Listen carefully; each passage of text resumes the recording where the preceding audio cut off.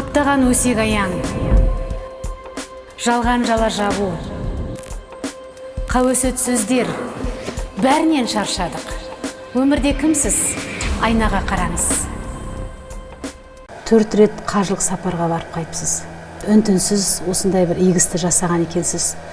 Жалпы сол қасиетті жерге барғандағы сіздің сезіміңіз қандай болды? Ол енді о жерге барса қалай түсінсем екен. Ол жерде шыдап тұра алмайсың, көзінен жас ағып кетеді өзімен өзі. И ауасы да бір түрлі ыстық дейді ғой енді, ыстық, бірақ ол жерде қатты терлеп кеткен емес.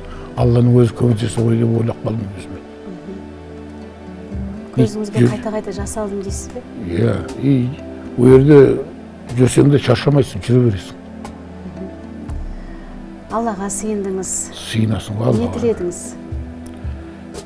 Аллаға не тілейсің? Бірінші шынымды айтайын, осы Алла естіп тұрған шығар осы. Емесі елімізге тыныштық берсін дедім. Елбесіне денсаулық берсін дедім. Ең артынан өзіме бала шағыма тіледім денсаулық.